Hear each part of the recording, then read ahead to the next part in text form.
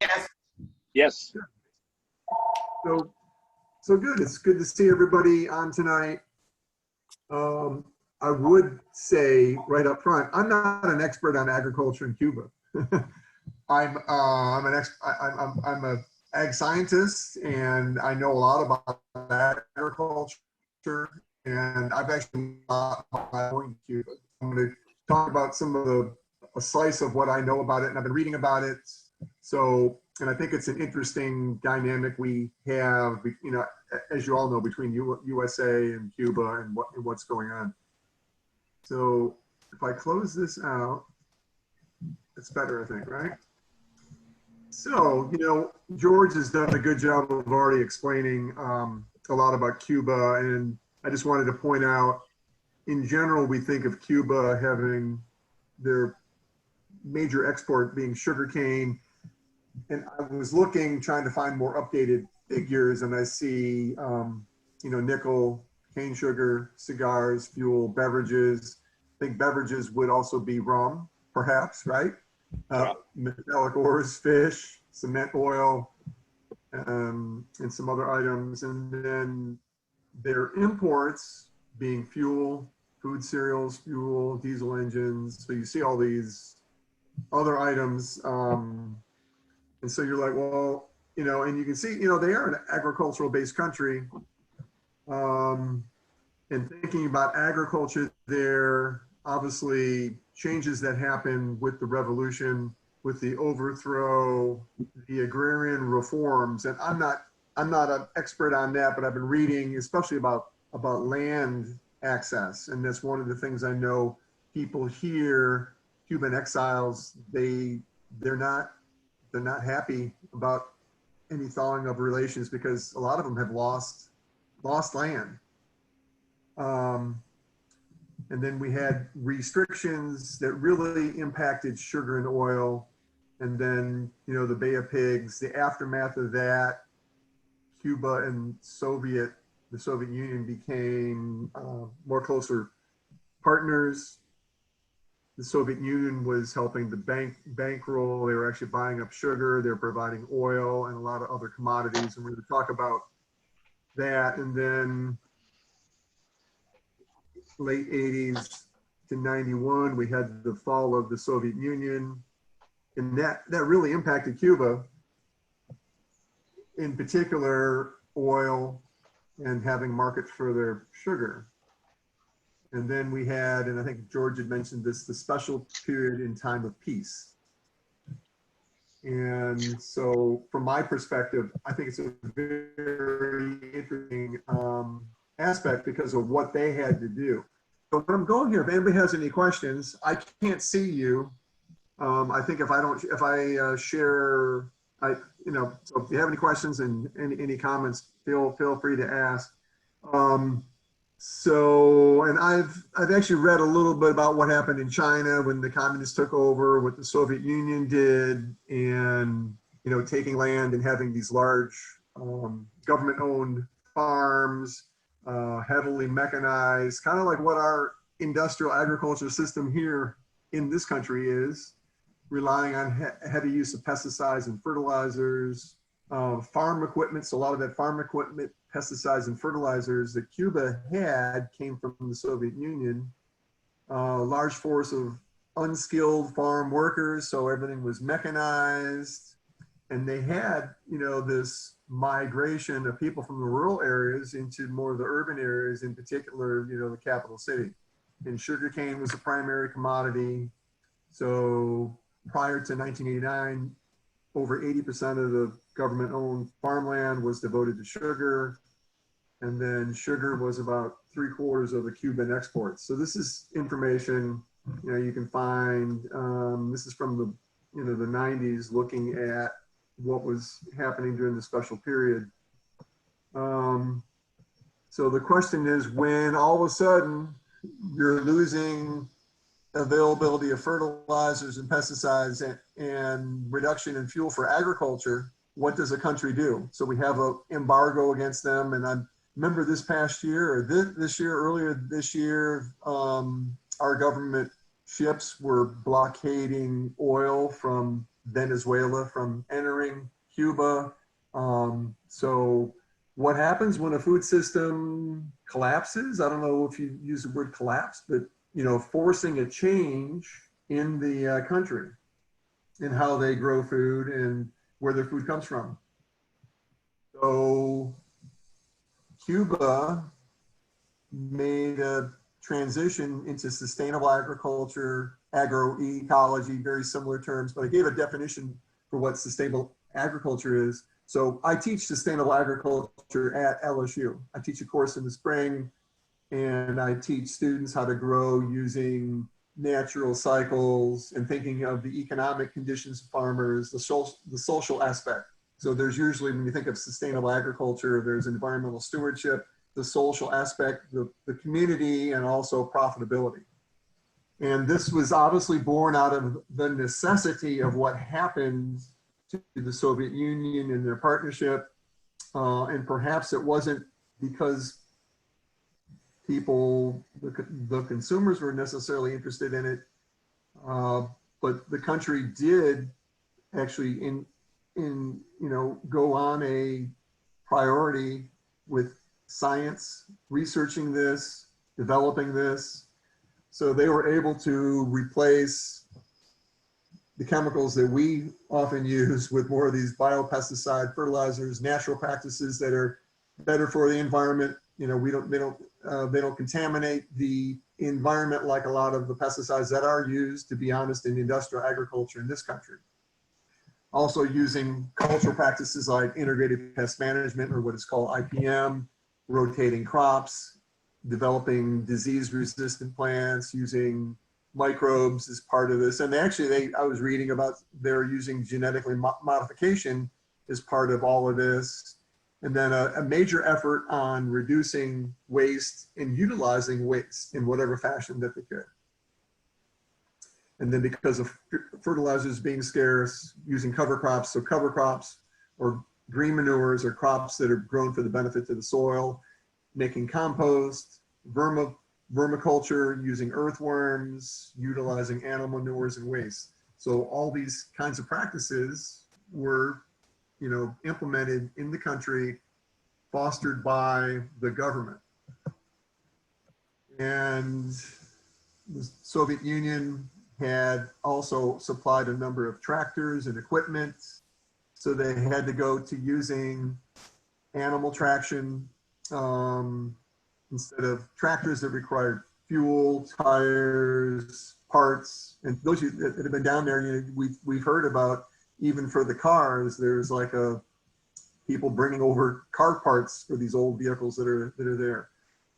And so from my standpoint, what I was really interested in when I first went down was looking at, they are transforming urban vacant lots into gardens, local food projects, and what a lot of people looking at it were calling like an agroecological revolution that happened in Cuba because of this breakup with the Soviet Union.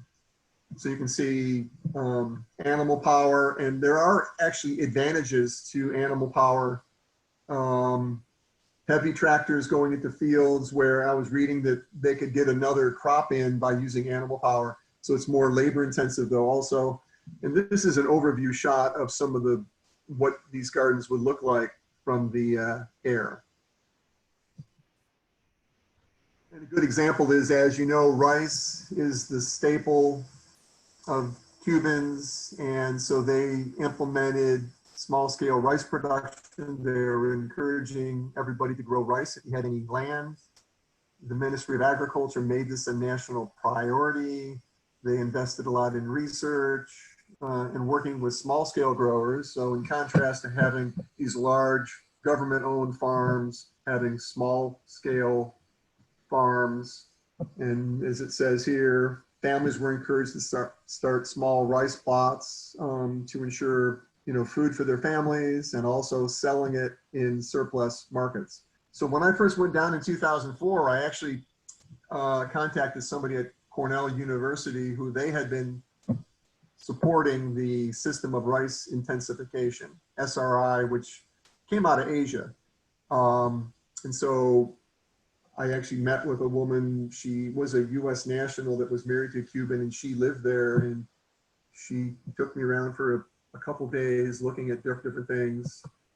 Um, and so the outcome of all of this was, this new technique, this new method of farming was successful for the small farms, but these large scale state-owned farms, it was not as successful. It wasn't easy to do. The small scale farmers had better knowledge, better natural knowledge of growing systems, of how to grow food. So then in 1993, the government actually started breaking up a lot of these large scale farms into these UBPCs, the basic units of cooperative production, which I think in a sense is quite interesting to think about, that we had these big corporate farms, then they broke up these units. And then when you're traveling, so you can see on the top right, this UBC in outside of Havana, which I've never been to. I've meant to, and that's on my bucket list to go down there, but that is one of them. This is a pretty famous site that the government owns the land and they lease for free to these workers who used to work on these big corporate farms, these big government farms.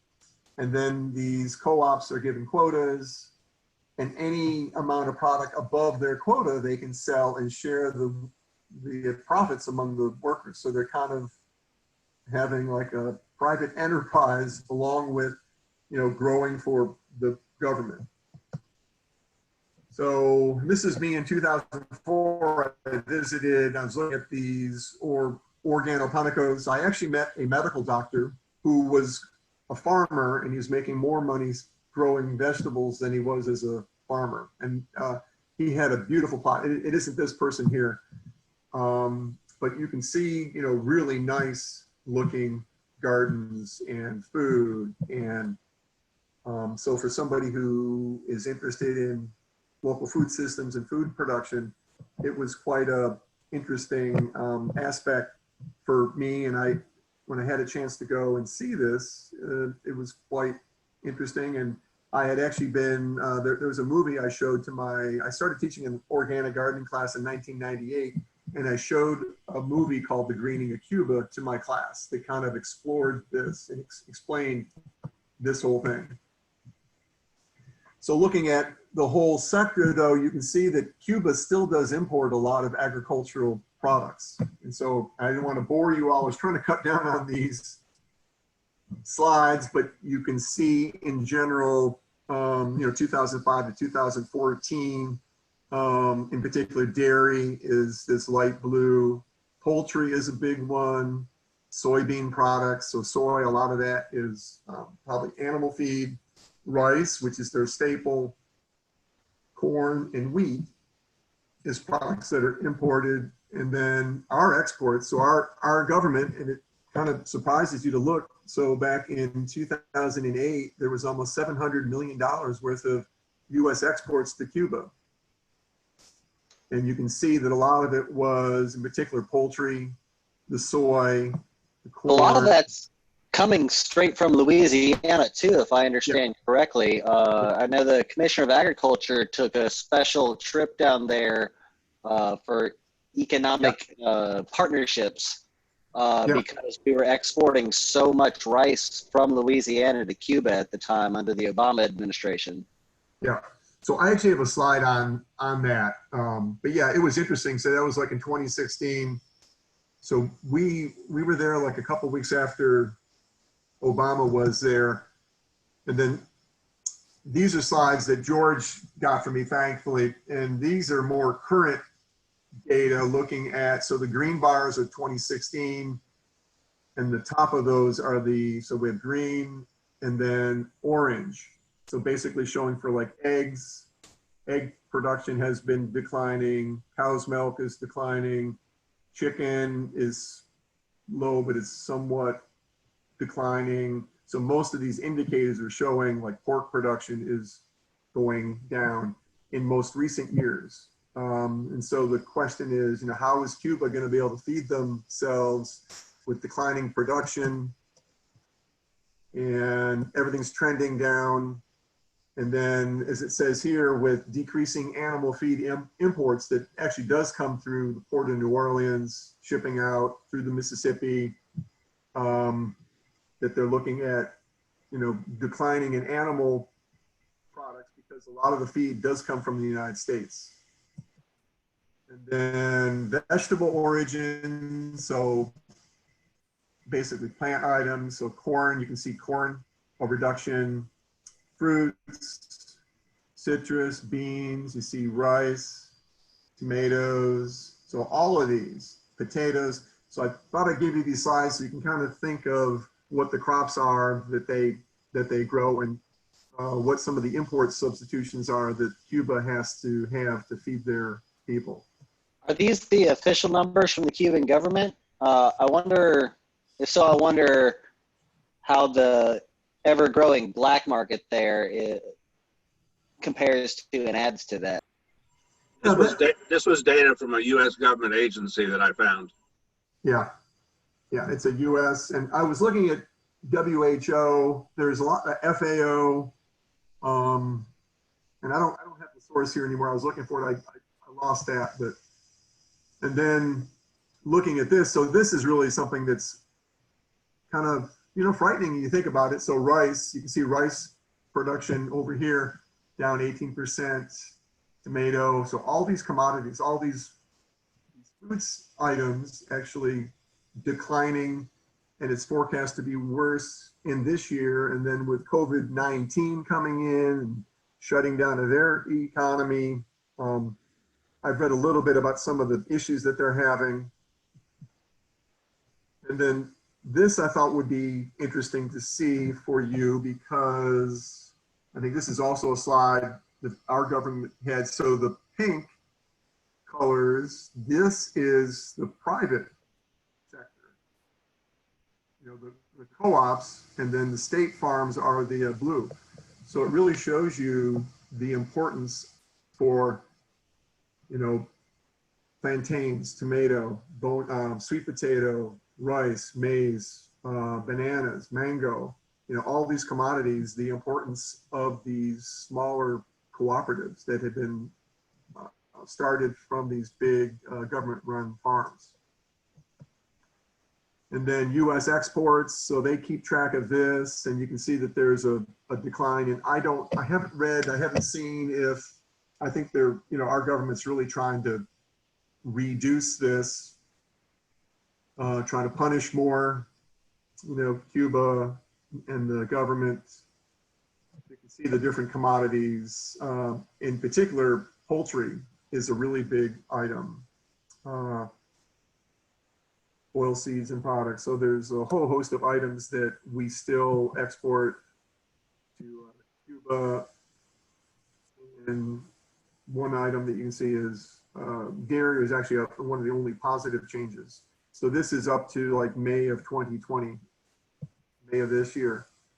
And then chicken imports, and I started to realize, and a lot of the chicken that comes into the country is not grown there, and they get frozen chicken from South America, also North America. And so this is 2018, the quarters, and then 2019, and you can see a real drop in imports of chicken from the United States. And we sell a lot of chicken to different countries. A lot of it is frozen. So, what are the implications of all of this? Just because people can survive using agroecological farming, it is still labor intensive. Would a return to industrial farming be beneficial? And that's one of the things, and it kind of comes from what Michael was talking about, because back in 2016, we had these delegations from Louisiana, from a lot of different states. And I was looking here, and you can see our friend, this was the Louisiana delegation. This is in the Advocate in New Orleans, March 2015. Pico gets around. Yeah, I was like, what's he doing in there? This is agriculture, right? And then 2016, Louisiana delegation returns from Cuba, waiting for U.S. to change policies. And if you recall, we went down, I think it was April of 2016, it was, or May, right? Yes. That George and Mike. Yeah. Yes, it was, for sure. And then there was this a white paper. This is, I think it came out in 2016. So opportunities for U.S. agriculture exports to Cuba. A look at the 2 billion Cuban food market and the potential sales of farm goods from 16 U.S. states. So it's quite interesting to look at, you know, we have, some of these are fairly conservative politicians and farmers, and they're going down to Cuba wanting to open up trade. And as you can see, it's a lot of it is a market and looking to sell items. So on the top right, it says 10 commodities contribute 10 billion to Louisiana's economy. Imagine what it could do for Cuba, right? Louisiana, the trade gateway to Cuba. And you can see the different commodities. So pink over here is poultry, corn, and soy in the most recent years. So, you know, in this year, in 2016, ag sales to Cuba from Louisiana was 105 million, and they figured they could at least double it fairly easily. So, and as Mike was saying, we had all this going on, a lot of interest. And so then I was starting to read articles, you know, Cuba's sustainable agriculture at risk in US thaw. And so normalizing relations, spurring investment, developing the economy, improve life for its citizens. But in agriculture, US investment could cause harm instead. So Dr. Altieri, he teaches agroecology at UC Santa Cruz. So just so you'll know, and there's, so from that standpoint, and a lot of other people in Latin America looking at Cuba and what they had done as actually a model for localized food production. Small scale, peasant, you know, empowering peasants, ensuring food sovereignty, rescuing nature. So there's that whole dynamic. And so I was always very interested. I was trying to keep up with what was happening and the different opportunities. So I thought I'd take a time to stop now, and I don't know if anybody has any questions or comments, any further comments? Cuba seems to be entering a new special time. And I think that people are having to rely more and more on small gardens just to survive. And I know you might talk about and maybe you plan to, about some of the seeds that you brought down there and how that maybe contributed to their crops. Yeah, so the rest of this, I actually have slides of different projects that I visited. And so I look at what they've done in Cuba personally as an example of what we should be doing in this country and what we are doing in many cases. And so like farmers markets and developing that small scale farms, more of a direct connection with the farmer, food literacy. You know, right now there's serious issues relating to food access, especially during COVID. People don't have money. So that is true, George. I think they are going through a special period, and we will see how that turns out. But I went back. Let me go down here. So I think you were on slide 24. yeah. So then I have the rest is just, I have a lot of pictures. I like to show pictures. If you know me, I have my camera with me almost all the time.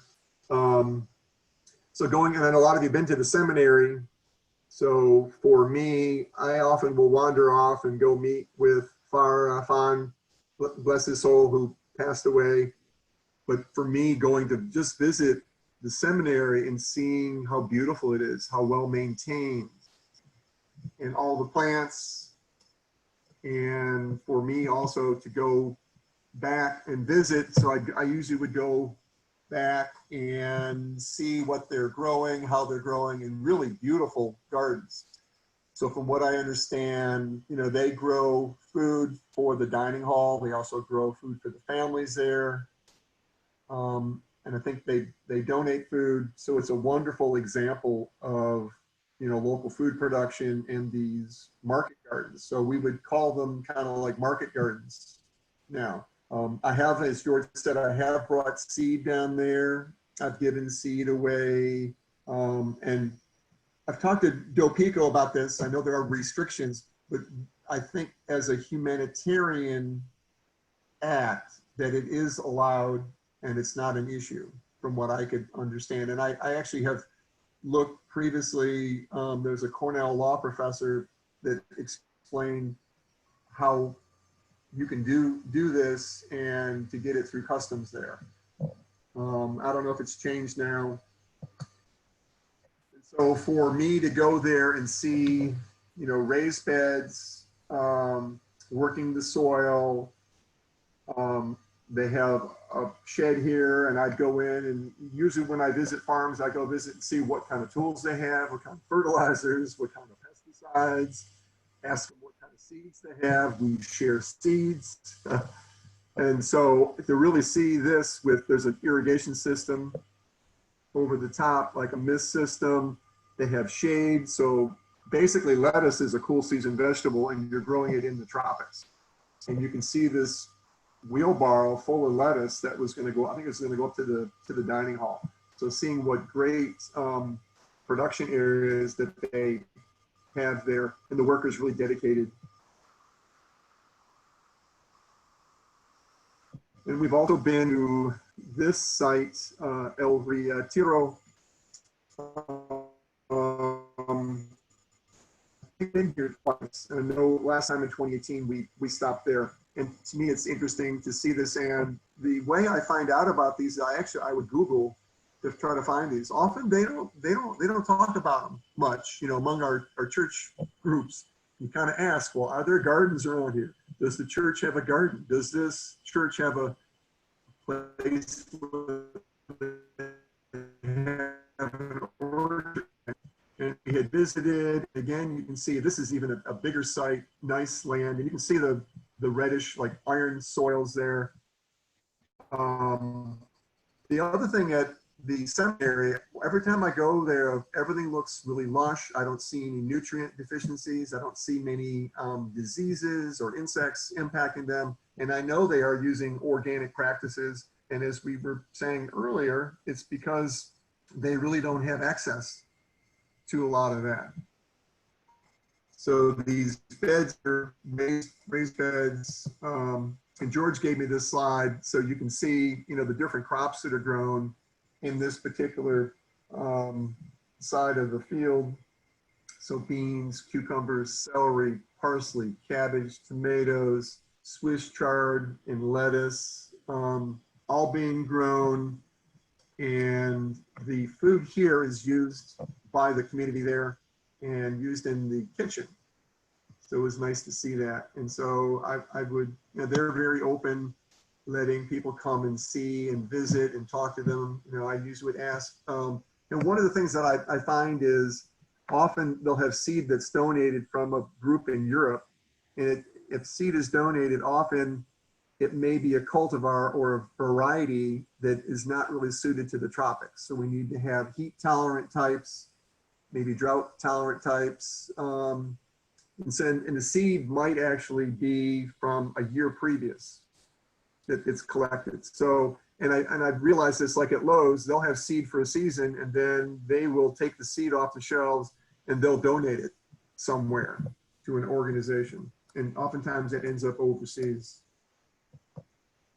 And then another view, and just looking at the drainage system, so really nice, and you can see some weeds there, but that's a really big place. And the time that we were there were only 2 workers at this particular site. So, and then the other thing is I often will look to see, well, what kind of tools are they using? Normally, like with my students, I don't let my students step on the beds. You see, they're actually walking on top of the beds, so they're compacting the soil. And they're weeding. And this looks like, I believe this is sweet potato here. It looks like a variety of sweet potato. Carl, it's Yes. Laura. Yeah. They actually have a living waters installation now at that farm. Yeah, I actually have a picture of it. Yeah, yeah, and we actually saw that in 2018 from Wisconsin, I think. So every place we went, George, and we tried to hit places that there was a living water installation. So yeah, and I was really impressed at this, and I don't know how many of these are around the country, and I don't like to ask. Like I could ask Bill Pico, can you write down all of these farms that are part of church activities in the country? And I think they're all over. I know to the east, they said, well, if you come some other time, we'll take you over there. There's even more activities like this going on where the church is involved in feeding people. Carl, what is that? Is that bottle part of the irrigation system? Right there. That's a good question. I was just going to talk about that. You prompted me, so I didn't forget. So often they'll have a bottle like that, and I don't recall exactly, but they'll have like a pheromone for insects to attract insects that are harmful. So that'll be a way, and they may have water in the bottom with a little bit of soap, so the insect will go in and then it can't come out, and so it's like a natural way of reducing insect pressure. So yeah, you can see them. There's several out in the field. So you kind of look, and sometimes when I'm walking around, well, there's one over here up in the trees. You'll see them too, for fruit that they're doing this. So they are very savvy because they have figured out, they've produced a lot of the hormones, these natural pesticides, and the government has actually been sponsoring this. And there's a lot of research that's been invested in this. That's one of the things in our country, to be honest, our agriculture is supported financially by the agrochemical companies. So they would not be very much interested in this kind of activity. And then I often look for these biogas. So they take the waste from pigs, it goes down below, and then they have a cap, and they capture the gas that's evolving off from this. And they said that the manure generates sufficient methane for cooking, and that's the kitchen on the right with the woman that was there. So they use the gas from here, running it over to the kitchen and use it there. That's one of the things that I see in this country, and I don't mean to knock our country too much, but like in North Carolina, we have pig waste in lagoons, open air lagoons. And so when a hurricane came through, 2 years ago, all that waste went into the streams and into rivers. And in Thailand, they mandate that people use biogas generation on hog farms, as an example. Here, we're so spread out, and I guess, with our kind of lax environmental standards.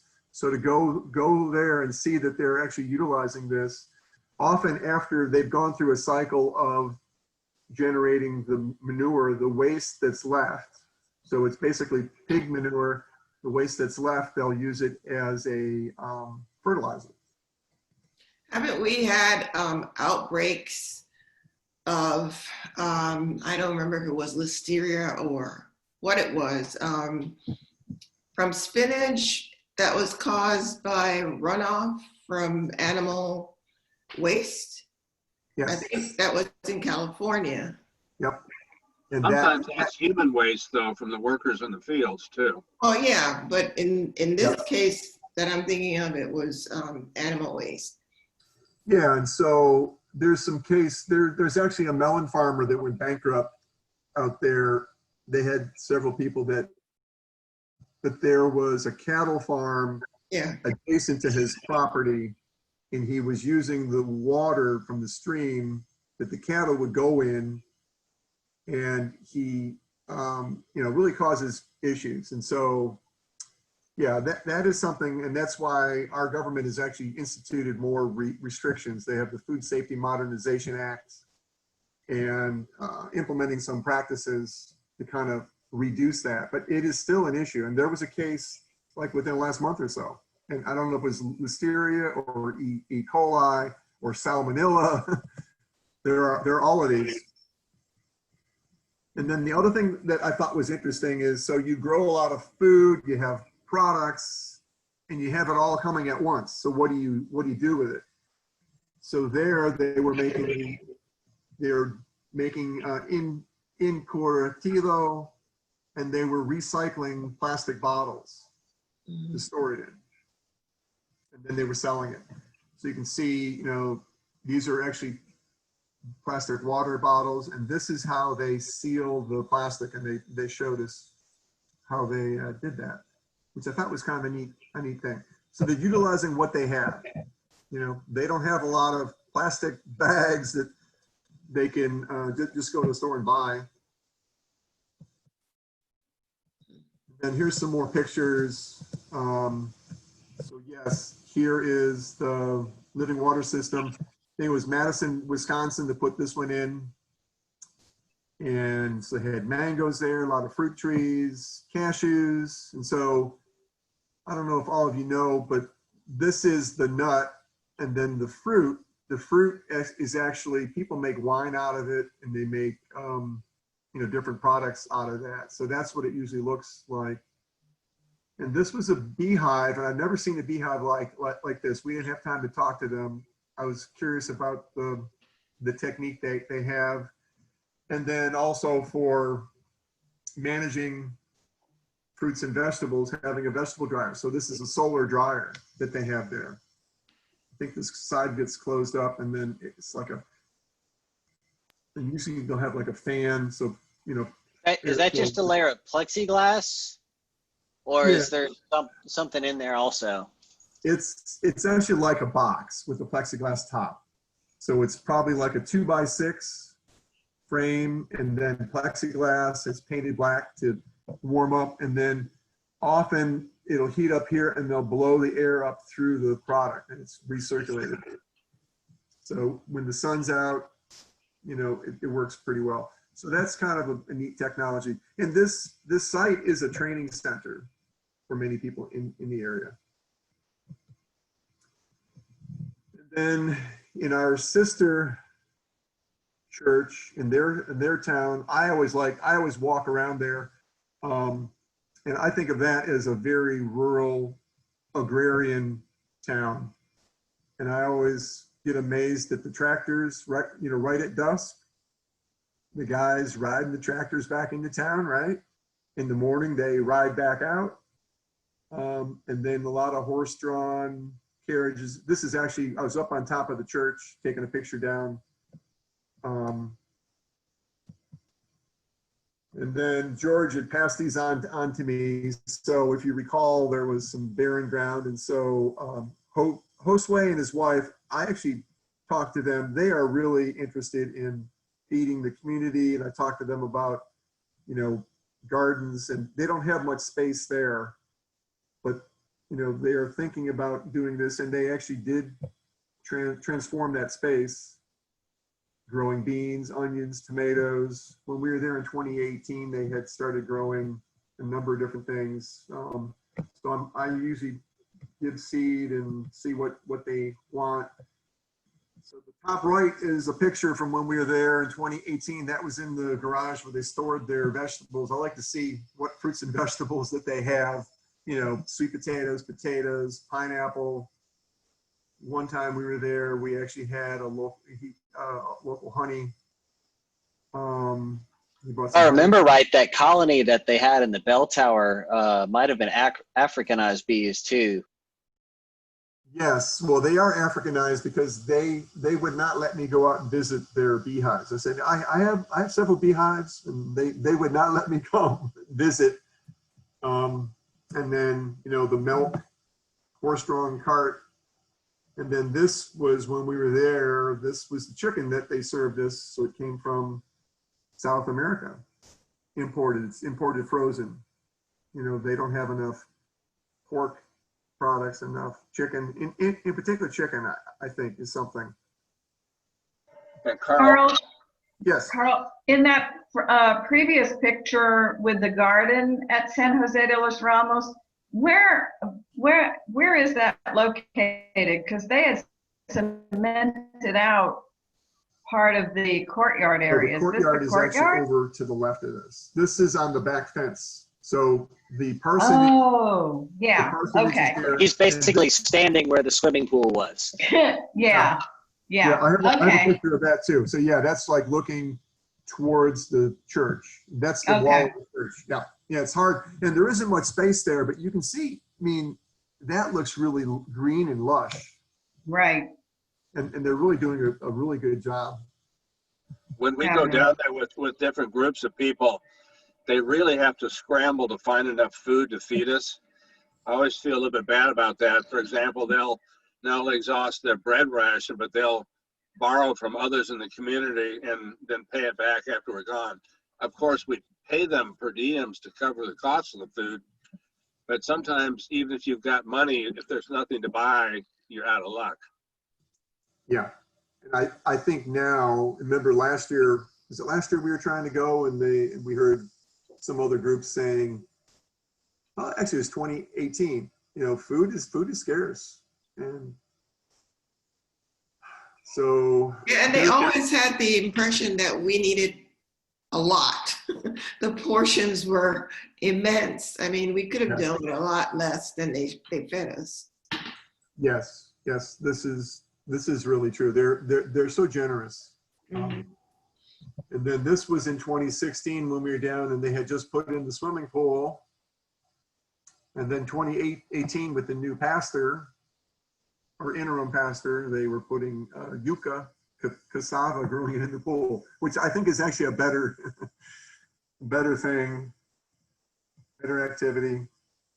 And then this was peppers that they had grown in that same space. So we're actually, I was standing over here on the right, the other way. So they're actually growing different things in there. And it's quite interesting to see what they have an interest in. And then George, you took this picture, I guess, right? Yeah, Because you gave it to me. the tractor just pulled it up in the street and everybody came out with their bags of rice. And so, you know, that would be considered like a appropriate technology, very local. I wonder if that person got a percentage or you know, how he did that. Maybe it was a barter system that for his service. I'm sure when they hull the rice, the hulls are not used for human consumption, but they feed them to livestock. So little gets wasted. You can see the rice, the dehulled rice coming out in the lower right, and behind the contraption is where I think the hulls are being collected. Yeah. Yeah, nothing's wasted there. It really is.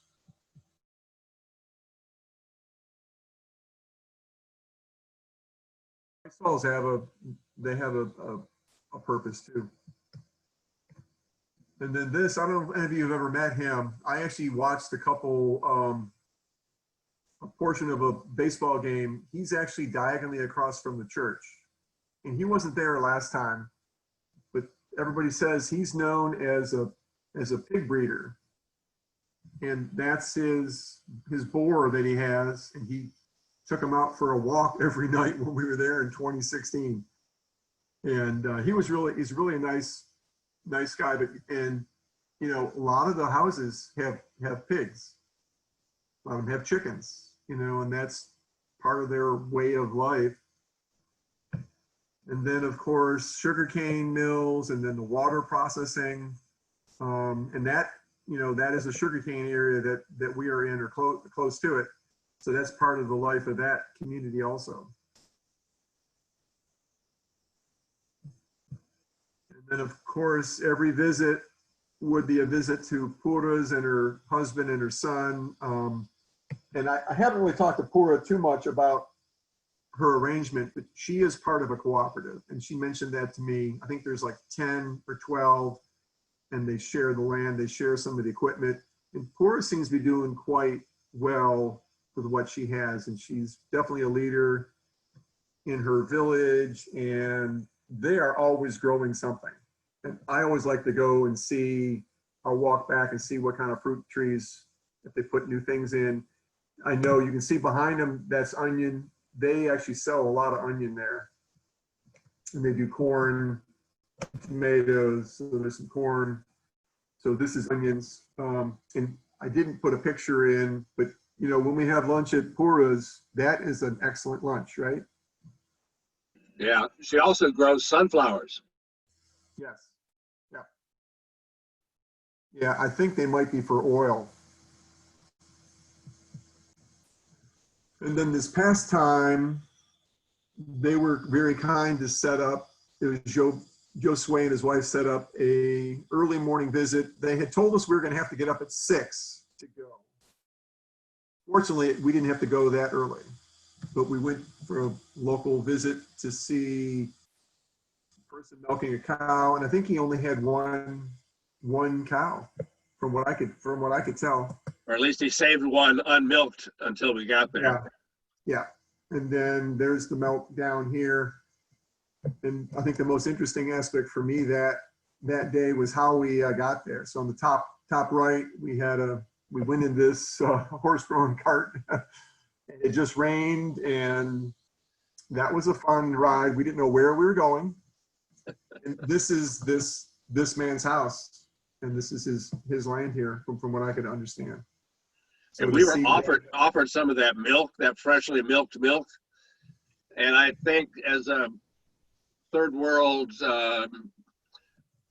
person not experienced with bacteriology very often, I was not comfortable drinking milk fresh from a cow, not knowing Hi, Grumpy.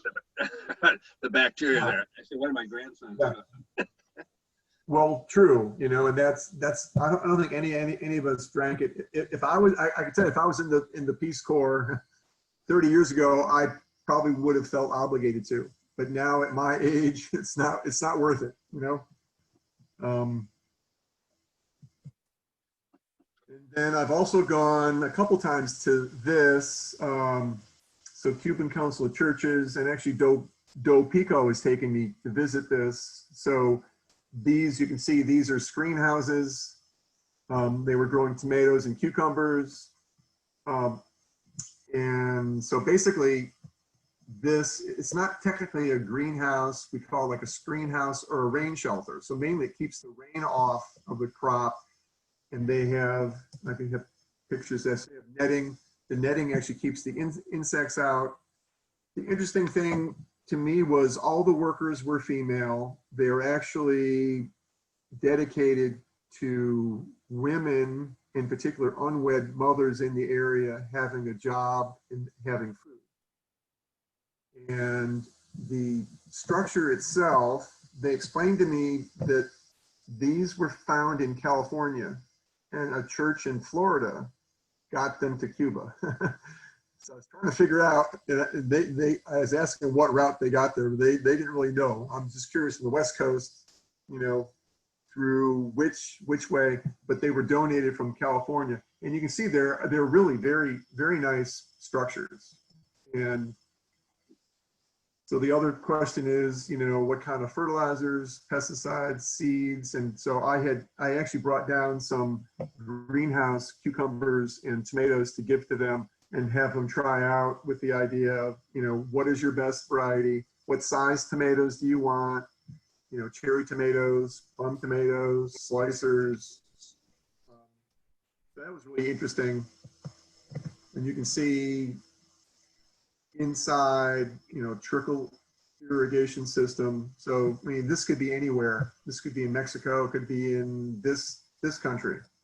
So really very, very good looking. I don't see any weeds there. Very well taken care of. And the workers. So that is, I think it's Jorge. I think that's his son, stringing up the tomatoes. So Carl, what are the characteristics of that red soil? I think it's highly fertile. Red usually indicates fairly high iron content, but it still is quite friable. It's not like a clay soil. And I don't know what soil type it is actually, but it obviously, you know, when you look at the plants, they aren't looking bad at all. They're looking pretty healthy. They're using mainly, you know, organic fertilizers, pesticides, natural pest management. Just by excluding insects, it really helps. So they are very careful.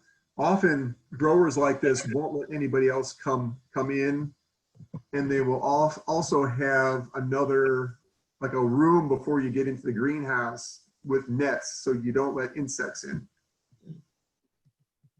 So, and you know, I don't see any real issues. Fairly good clusters of tomatoes. I mean, the tomatoes look really good. You can see they're using regular, what we have in this country, plastic, to string up the tomato stems. And then after that, we had a great lunch. So I think this is the lettuce. This is the Swiss chard, the yucca, the cassava, the rice. And then this was, I think that was pork. The interesting thing for me is they had dressed it with a pineapple vinegar that they made on the farm. And so that was a real nice thing. And then I thought we would go through a little bit about the peri-urban markets. This is a market, so I often, as you know, I usually stay a couple extra days and visit. So this was a market that wasn't open. So I took pictures from the outside. I talked to the guard. Of course, he didn't let me in. But the market name is 2025 and 150. So I actually found that, I think in TripAdvisor, looking it up, and I saw that they had a market. So decided to go out there. So organic products. And then this was a market that was also fairly well renowned. So you can see really good structure, you know, cement, nice, appealing. The thing that I find odd is it doesn't have a name on the front of it, but you see really very well made. And I was going to walk you through. So I actually just walked up and I said, hey, I'm so-and-so from, you know, LSU. I teach horticulture. Can I come through your gardens? And he actually gave me a tour. So I was looking to see, again, you can see raised beds, better for drainage. They have walkways. These trays are Speedling trays that are made in the US. They're reusable trays, so they're not wasting any plastic. See this is a Z-top, Z-scheme greenhouse, so the air goes out naturally. It cools off the house. So this is a very well designed greenhouse or shade house. And just looking at, I don't know what green this is, but it just looks really lush and nice. And so you can see an earlier planting here, later planting. They had some really bad weather, and I asked them, they didn't have, you know, they have to get plastic from somewhere. So I don't, maybe from Canada, I don't know where, and they gotta buy it and bring it in. And then in terms of waste management, so this is like their compost pile. They use a lot of compost. You can see they're adding things, and I often would see maybe, you know, different products that they're adding in. And then this is like their packing place. This is the man that took me around. That's cassava. I think this is mangoes. Looks like mangoes. Yeah, mangoes here. It was interesting. They were cutting open calabasa, squash, and collecting the seeds. So they weren't throwing the seed away. They were actually going to use that to plant. Again, here's limes. And then going through, these are the stands that are inside that market room. So beans, here again is cashews. This is, I forgot what they call it in Cuba. That's mamey. It's the national fruit of Cuba. Yeah, and those are the biggest I've ever seen anywhere I've been in the world. They're huge, and they're real nice. And then plantains, you see cucumbers, sweet peppers, and they have vinegars and things. Here's, limes. So just to see, I like to just go see. I usually just go and take a lot of pictures and see what they have. I think they said they're aggregating product from different farms. So here's beets, carrots. There's some beans up here. So a whole host of different products. So who can buy there? Anybody can. So this is like a private enterprise. It's open to anybody to come paying money. Yeah. So I think they've actually opened up a lot of this. I was reading that at one time they didn't want to have farmers markets because they didn't want to have the development of the middleman class. And that was one of their efforts. But then they changed their mind when they started promoting people growing food and selling food. So they've kind of generated into having these markets. So I've been trying to, every time I go, I try to go to a different market and see. I've been to quite a few in the city. So here's some chilies, some garlic, corn, and I don't know where the corn came from, but you see it looks pretty nice.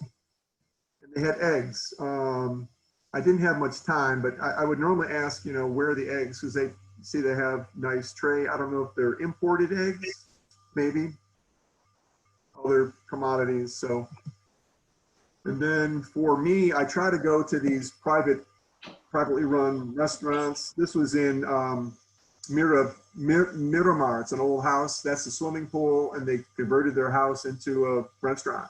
A lot of these restaurants source local. They source from local farmers, and they would say, "Oh yeah, we got fish off the beach, this morning," kind of thing.